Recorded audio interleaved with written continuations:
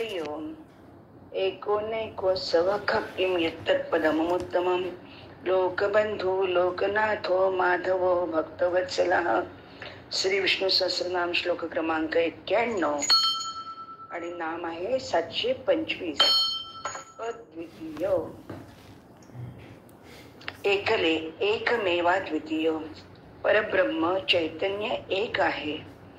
चिद्घन सनातन शाश्वत चिरंतन आहे. तसेच ते अद्वितीय असल्याने पूर्ण आहे. एकातून एक किंवा अनेक झाले तरीही त्याचे एकलेपण अद्वितीय अबाधित राहते. एकातून एक वजा केले तरी एकच पूर्ण राहते. एकाने संकल्प केला एकोहम बहुस्याम प्रजायेय तरीही ते एकच राहिले. निर्लिप्त अव्यक्त निराकार उत्पत्ती स्थिती प्रलय याचा त्यावर काहीही परिणाम होत नाही.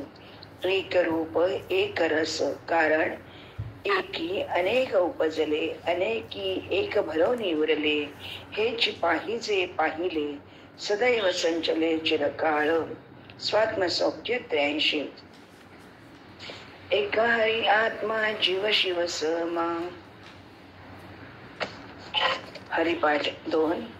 एको अहम द्वितीय नास्ती. ब्रह्म आणि कृष्ण एकत्व आहे. जसे सूर्य आणि त्याची किरणे. तद्ब्रह्म कृष्ण योरैक्यात दिव्य सच्चिदानंद घन प्रेमानंद रसविग्रह श्रीकृष्ण विरुद्ध धर्माश्रयी साक्षात पूर्ण परब्रह्म पूर्ण पुरुषोत्तम प्रभू आहेत. अशा एक श्री विष्णूंना साक्षात प्रणाम. मायेने अनेक रूप धारण करणारा ज्ञानरूपी नाना ढंगी हरिओम सहस्त्र शीर्षा पुरुष सहस्राक्ष सहस्त्रपाद पुरुष सुक्त. गीतेच्या विश्वरूप दर्शनामध्ये अनेक वक्र नयनम अनेक अद्भुत दर्शनम अनेक दिव्याभरणम दिव्यानेकोद्यतायुधम दिव्यमाल्याम्बरधरम दिव्यगंधानुलेपनम सर्वाश्चर्यमयम देवम अनंतम विष्णोमुखम. गीता 11:10 आणि 11. अनेक बाहू अनंत वीर्य स्वर्ग मृत्यू पाताळ अंतरिक्ष पंचमहाभूत काल प्राण ब्रह्मांडात सभाय अभ्यंतर तोच आहे. मंदिरात अंतरात तोच नांदत आहे. नाना देही नाना रूपे तुझा देव आहे. नांतोस्ति मम दिव्यानाम विभूतीनाम परंतप एषतुद्देशतः प्रोक्तो विभूतिर्विस्तरो मया. गीता 10:47. भगवंतच्या दिव्य विभूतींचा अंत लागत नाही. संख्यानाम परमाणूनाम कालेन क्रियते मया न तथा मे विभूतीनाम सृजते अंडानि कोटिशः. भागवत 11:16-39. माझ्याकडून परमाणूंची संख्या काळाने मोजली जाऊ शकेल, परंतु कोट्यावधी ब्रह्मांडे रचणाऱ्या माझ्या विभूतींचा अंत लागू शकणार नाही. ऐशा नैक श्री विष्णूंची अनुभूती घेऊ. 727. सवह सोमयज्ञ स्वरूपी सोमयाग. धान्य उद्धत सातू हविष पंक्ती दूध दही सोमाचे रूप आहे. अर्ध ऋचांपासून पुख्त शास्त्र प्राप्त होते. पदाने न्युखांची प्राप्ती होते. प्रणवाद्वारे शस्त्राचे रूप मिळते. दुधापासून सोमाचे रूप मिळते. यजुर्वेद 19:25. देवता व ब्रह्माद्वारे सोमयाग होतो. सोमामणी यज्ञात सुरा आणि सोमाचा अभिषेक झाल्यावर त्याचे रूप सोमयाग होते. सोमाला धारण करून पृथ्वीच कुशाच्या आसनावर स्वर्गातील देवतांनी युक्त सुरारसाच्या सोमामणी यज्ञाची वृद्धी करतात. आम्ही इंद्राची योजना करून आनंद प्राप्त करावा. यजुर्वेद 19:31 आणि 32. अशा सर्व श्री विष्णूंना प्रसन्न करून घेऊ.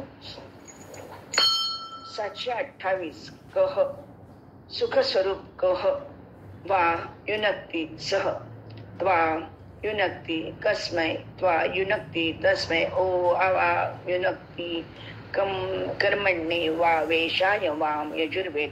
क म्हणजे कोण, सुख स्वरूप तुला चांगली चांगली कर्म करायला प्रवृत्त करते. ईश्वर म्हणतो, प्रजापती अर्थात परमेश्वरच तुमच्याकडून उत्तम कर्मासाठी वेदाद्वारे प्रेरणा दिली जाते.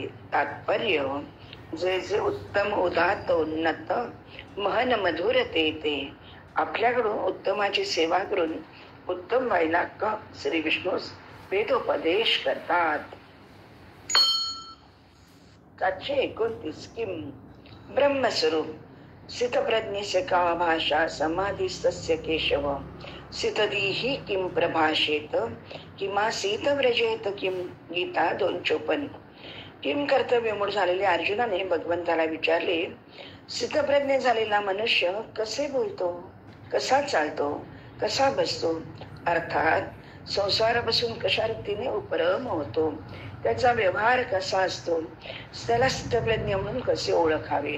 यावर भगवंत म्हणतात, किम कर्म किम कर्मेती कवयोप्यत्र मोहिताः. गीता 4:16. मी ते कर्मतत्व सांगेन जे जाणल्याने तात्काळ परमतत्वाची प्राप्ती होईल. याच्यासाठी भविष्याची काळजी अपेक्षा नाही, कारण परमात्म तत्व संपूर्ण देश काळ वस्तू व्यक्ती शरीर इंद्रिये मन आणि बुद्धी प्राण इत्यादी मध्ये समान रूपाने परिपूर्ण आहे. मनुष्य आपल्याला ज्या ठिकाणी समजतो त्याच ठिकाणी परमात्मा असतात. कर्म करीत असताना अथवा करीत नसताना दोन्ही अवस्थेत परमात्म तत्वाचा संबंध आपल्याशी जसाच्या तसाच राहतो. केवळ प्रकृतीजन्य क्रिया आणि पदार्थांचा संबंध मानल्यामुळेच त्याचा अनुभव येत नाही. येथे खूप महत्वाच्या तत्वज्ञानाचा उहापोह केला आहे. किम तद्ब्रह्म किम अध्यात्मम किम कर्म पुरुषोत्तम अधिभूतम च किम प्रोक्तम अधिदैवम किमुच्यते. गीता 8:1. अर्जुन भगवंताला विचारतो, हे पुरुषोत्तम, हे ब्रह्म काय आहे, अर्थात ब्रह्म शब्दाचे काय समजून घ्यावे, अध्यात्म शब्दाविषयी आपला काय अभिप्राय आहे, कर्म काय आहे, अर्थात कर्म शब्दाविषयी आपला काय भाव आहे. आपण जो अधिभूत शब्द म्हटला आहे त्याचे तात्पर्य काय आहे, अधिदैव कशाला म्हटले जाते. अशा प्रकारे स्थितप्रज्ञ ब्राह्मी स्थिती ब्रह्मस्वरूप कधी कशाने प्राप्त होईल. उपनिषद ब्रह्मविद्या योगशास्त्रांचे सार या गीतेच्या माध्यमातून कृष्णार्जुन संवादातून प्रकट झाली आहे. आपल्यासारख्या खाओ पिओ मजा करो और जिंदगी बर्बाद करो सामान्य माणसांना हे प्रश्न कधी पडतच नाही. म्हणूनच गीता तत्वज्ञान किम अशा श्री विष्णूंच्या मुखातून प्रकट झाले आहे. त्यांना शतकोटी प्रणाम. 730 स्वयंसिद्ध यद्यदाचरति श्रेष्ठस यत् करोषि यतश्नासि यज्जुहोषि यत् तपस्यसि कौन्तेय यत्तेहं प्रियमाणाय वक्ष्यामि हितकाम्यया यद्यत् विभूति मत्सत्वं श्रीमदुर्जितमेव वा यत् प्रवृत्तिर्भूतानां येन सर्वमिदं तत्तम्. आचार्य कोटीचे पुरुष श्रेष्ठ मानले आहेत, ज्यांचे आचरण सदा शास्त्र मर्यादे अनुकूलच असते. कोणी पाहू अथवा न पाहू अहंता ममता नसल्या कारणाने त्यांच्याद्वारा स्वाभाविकच कर्तव्यांचे पालन होत असते. शास्त्रीय शारीरिक व्यावहारिक सामाजिक पारमार्थिक इत्यादी यावन मात्र संपूर्ण क्रियांना मला अर्पण कर, अर्थात तू स्वतःच मला अर्पण हो, नाही तुझ्या सर्व क्रिया आपोआपच मला अर्पण होतील. संसारात जेथे कुठे सजीव निर्जीव वस्तू घटना इत्यादी जे काही ऐश्वर्य दिसेल, शोभा असेल, विलक्षणता विशेषता योग्यता असेल, ते सर्व माझ्या तेजापासून कोणत्या तरी अंशापासून उत्पन्न झालेले आहेत. त्या वस्तूचा आधार परमात्मा आहे. त्या परमात्म्याची झलकच त्या वस्तूत सुंदरता सुखरूपता इत्यादी रूपाने दिसत असते. ज्या परमात्म्यापासून संसार उत्पन्न झाला आहे, ज्याच्याकडून संपूर्ण संसाराचे संचालन होते, जो सर्वाचा उत्पादक आधार आणि प्रकाशक आहे आणि जो सर्वात परिपूर्ण आहे, अर्थात जो परमात्मा अनंत ब्रह्मांडाच्या उत्पत्तीपूर्वी होता, ब्रह्मांड लीन झाल्यावरही राहील आणि अनंत ब्रह्मांड असतानाही जो राहतो, तसेच जो अनंत ब्रह्मांडामध्ये व्याप्त आहे, त्याच परमात्म्याचे आपापल्या स्वभावज कर्माद्वारे पूजन करावे. अशा प्रकारे स्वयंसिद्ध भगवंत समजावत आहेत. अशा यत श्री विष्णूंना जाणून घेऊ. 731 तत् विस्तार व्याप्ती. वरील या स्वयंसिद्ध विवेचनाचे तत् विस्तार हे उत्तर आहे. त्यामुळे श्लोकाचा पुढचा भाग पाहूया. सयत प्रमाणम कृते लोकस्तदनु वर्तते. 3:21 यत तपस्यसि कौन्तेय तत्कुरुष्व मदर्पणम. गीता 9:27 तत्तदेवावगच्छत्वं मम तेजोश संभवम. 10:41 स्वकर्म निरत सिद्धी यथा विन्दति तच्छृणु. 18:45 वासुदेव सर्वम. परमात्मा संपूर्ण शक्ती, कला, विद्या इत्यादींचे भांडार आहेत. शक्ती जड प्रकृतीत राहू शकत नाही, तर चिन्मय परमात्मा तत्वच राहू शकतात. ज्या ज्ञानाने क्रिया होत आहे ते ज्ञान जडात कसे राहू शकते? जर असे मानले की सर्व शक्ती प्रकृतीतच आहेत, तरी हे म्हणावे लागेल की त्या शक्तीचे प्राकट्य आणि उपयोग, सृष्टी रचना इत्यादी करण्याची योग्यता प्रकृतीत नाही. जसे कॉम्प्युटर जड असूनही अनेक चमत्कारिक कार्य करते, परंतु त्याला निर्माण करणारा आणि त्याचे संचालन करणारा चेतन मनुष्य आहे. मनुष्याद्वारा निर्मित, शिक्षित आणि संचालित झाल्याशिवाय ते कार्य करू शकत नाही. कॉम्प्युटर स्वतः सिद्ध नाही, तर कृत्रिम बनवलेले आहेत. परंतु परमात्मा स्वतः सिद्ध आहेत. जर परमात्म्यात विशेषता नसतील तर संसारात कशी आली असती? जी विशेषता बीजात असते तीच वृक्षात येते. जी विशेषता बीजात नाही ती वृक्षात कशी येईल? भगवानच जगत रूपाने स्थित आहे, कारण व्याप्य व्यापक, सूक्ष्म महान, सत असत दोन्ही भगवानच आहेत. भगवान अनंत आहेत, म्हणूनच अनंत ब्रह्मांड त्यांच्या कोण्या एका अंशात स्थित आहेत. एका अंशेन स्थितो जगत. सर्व काही मीच आहे. माझ्याकडून पाहिल्यावर लक्षात येईल की संपूर्ण विभूतींचा आधार, आश्रय, प्रकाशक, बीज, मूळ कारण मी तुझ्या समोर बसलेलो आहे. अशा संपूर्ण विश्वरूप दर्शक यत स्वयंसिद्ध विस्तारित श्री विष्णूंना पाहू, जाणून घेऊ. 732 पदमनुत्तमम. मुमुक्षना प्राप्त होणारे अतिउत्तम पद. आ ब्रह्म भुवना लोकाहा पुनरावर्तिनोर्जुन मामुपैत्य तु कौन्तेय पुनर्जन्म न विद्यते. गीता 8:16. जितक्या काही भोगभूमी आहेत त्या सर्वात ब्रह्मलोकाला श्रेष्ठ म्हटले आहे. तरीही ब्रह्मलोकापर्यंत जाणाऱ्या सर्वांना पुनर्जन्म घ्यावाच लागतो, कारण संसारिक सुखाची शेवटची सीमा जो ब्रह्मलोक आहे, त्यामुळे तेथून सुखोपभोग संपल्यावर पुनर्जन्म आहे. परंतु हे समग्र रूपाने माझी प्राप्ती झाल्यावर पुनर्जन्म होत नाही. अर्थात मला प्राप्त झाल्यावर पुन्हा जन्म मरणाच्या चक्रात पडावे लागत नाही, कारण मी कालातीत आहे. म्हणून मला प्राप्त झाल्यावर तोही कालातीत असतो. जीव माझा अंश आहे आणि माझे परमधाम आहे. हे त्याचे वास्तविक घर आहे. ब्रह्मलोक इत्यादी लोक त्यांचे घर नव्हे, म्हणून तेथून त्याला परत यावे लागते. आपल्या घरी जाणे, स्वतःच्या घरात सुखरूप राहणे हे महत्वाचे. आपण कुठेही खेळलो, बागडलो, फिरायला गेलो तरी घरी परत येतोच की. तसे हा जन्म भोगल्यावर परत परमधामात गेल्यावर जाणे येणे संपते. यम प्राप्य न निवर्तन्ते तद्धाम परमम मम. गीता 8:21. तत पदम तत्परिमार्गितव्यम यस्मिन् गता न निवर्तन्ति भूयाः. 15:4 यद्गत्वान निवर्तन्ते तद्धाम परमम मम. गीता 15:6. श्री विष्णू पदमनोत्तमम होण्याची ग्वाही देतात, कारण नरदेहातच हे शक्य आहे. लोकबंधू प्राणी मात्रांचा हितेशी. दुःख मे समीरन सब करे, सुख मे करे न कोय. जो सुख में सिमरन करे तो दुःख काहे को होय कबीर. दुःख संकटात सर्वांना ईश्वराची आठवण येते, पण सुखी असताना सर्व त्याला विसरून जातात. पण सुखातही ईश्वराचे स्मरण केले तर दुःख वाऱ्यालाही उभे राहणार नाही. भगवंत सुहृद आहेत, सर्वांचे माता पिता हितेशी आहेत. आपल्या लेकरांचे दुःख त्यांना सहन होत नाही. ते सुख दुःखात सदैव जीवासमवेत नव्हे तर हृदयातच असतात. योगक्षेमम वहाम्यम. गीता 9:22. अपिचे सुदुराचारो भजते माम अनन्य भाग. गीता 9:30.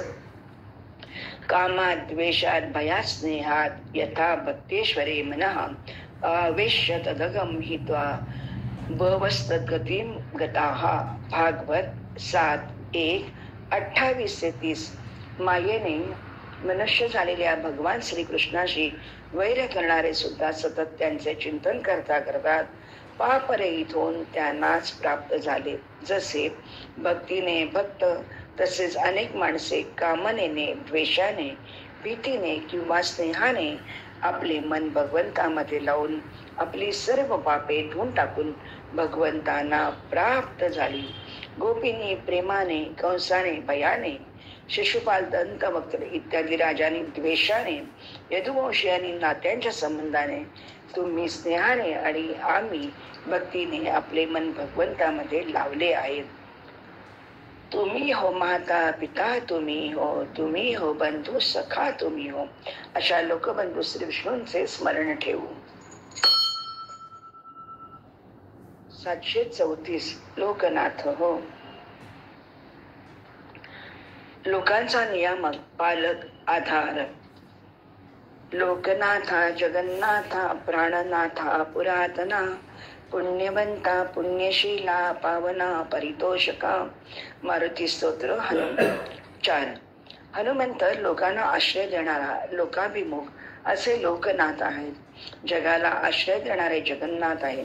हनुमंत वायुपुत्र, प्राणनाथ आहे. तो श्रीरामाचा सेवक म्हणजेच विष्णूचा सेवक आहे. लोकनाथ, लोकनायक हा सर्व ब्रह्मांडाचा स्वामी, आधार आहे. लोकनाथ. जन्म कर्म च मे दिव्यम मेवम यो वेत्ति तत्वतः. गीता 4:9. कृष्ण लोक अवतारावर इतकी भरभरून पोथ्या पुराणे लिहिली गेली जितकी बाकी कोणत्याच अवतारावर विवरण झाले नाही. पूर्ण पुरुषोत्तम ही त्याची बिरुदावली आहे. इतके विलक्षण, अद्भुत, अद्वितीय चरित्र वर्णन करताच येत नाही. एक एक प्रसंग, एक एक पैलू उलगडून दाखवतो. पृथ्वीला दिलेले आश्वासन, धर्मरक्षण, दुष्टांचे निर्धारण, योगी, तपी, भक्त यांच्या हृदय सिंहासनावर विराजमान, गोपिकांबरोबर मधुर प्रेमरसात बासरी, तर दुष्टांसाठी सुदर्शन चक्र, द्रौपदीला वस्त्र पुरवणारा, रुक्मिणी हरण, 16 सहस्त्र नारी विवाह, इंद्रयज्ञ बंद, गोवर्धन पूजन, गोकुळवासियांचे संरक्षण, लोणी घरादाराला दिल्यावर मगच मथुरेत विकावे, गोपालन, सवंगडी, सखा, पालनहार, कुशल, संघटक, राजकारणी, तत्वज्ञ, भक्ती, कर्म, ज्ञान याचा सुरेख मिलाप साधणारा लोकनाथ अर्थात श्रीकृष्ण. श्री विष्णूच्या 8व्या रूपाची सदैव आठवण मनात जागृत ठेवू. 735. माधव. माधव कुळात जन्मलेला. तेषाम ज्येष्ठो विधिहोत्रो वृष्णिः पुत्रो मधोः स्मृतः. तस्य पुत्रशतम त्वासित कृष्ण ज्येष्ठम यतः कुलम. भागवत 9:26-30. कार्तवीर्याच्या 1000 पुत्रांपैकी 5 पुत्र जिवंत राहिले. त्यातील एक जयध्वज, शूरसेन, मधु वगैरे. जयध्वज पुत्र तालजंग याला 100 पुत्र. त्यातील सर्वात थोरला विधिहोत्र, त्याचा मधूचे 100 पुत्र. त्यातील सर्वात थोरला वृष्णी होता. याच मधु, वृष्णी आणि यदू यांच्या कुळामध्ये हा वंश माधव, वार्ष्णेय, यादव या नावाने प्रसिद्ध झाला. गोविंद दामोदर माधवेती स्तोत्र. माधव पांडव शैव दिव्य शंखो प्रगत मतुः. गीता 1:14. मा हे लक्ष्मीचं नाव आहे आणि धव या शब्दाचा अर्थ पती असा होतो. म्हणून माधव हे नाव लक्ष्मीपतीचे आहे. माधव मधुकुळीचा आणि अर्जुन पांडव कुळीचा येथे कुलवर्णन केले आहे. वृंदावनेश राधेश पुरुषोत्तम माधव भक्तानां त्वं तु सुखदस्त्वमहं शरणं गता. गर्ग्य संहिता महात्म्य 4:10. हे राधेश, आपण वृंदावन स्वामी, पुरुषोत्तम माधव, आपण भक्तांना सुख प्रदान करता. मी आपल्याला शरण आले आहे. श्री माधव व्रजपतीं तव मेघ गात्रम राधापतीं सुरपतीं मुरलीधरम च गर्ग संहिता 62-52. अशा माधव श्री विष्णूंना सादर प्रणाम करते. भक्तवत्सलो, भक्तांवर प्रेम. भक्तवत्सल हो 736. भक्तांवर प्रेम करणारा. गजेंद्राच्या आकांतासी कैसा पावला ऋषी केशी, प्रल्हादाच्या भावार्थासी संभातूनही प्रगडला. व्रजासाठी गोविंदा गोवर्धन परमानंदा, उचलून या स्वानंद कंदा, सुखी केले कधी वेळी. वत्साचे परी भक्तासी मोहे पाना वेधिनो जैसी, मातेच्या स्नेह तुलनेसी त्याच परी घडलेसे. व्यंकटेश स्तोत्र 99. गाय आपल्या बछडाला जवळ करून चाटून पुसून स्पर्शातून प्रेम व्यक्त करते. तद्वत भगवंत आपल्या भक्तांवर माता पित्यावर प्रेम करतो. त्यांच्या संकट काळात धावून जातो. भक्तवत्सला गोविंदा, ही पूजा अंगीकारावी परमानंदा. व्यंकटेश स्तोत्र 75.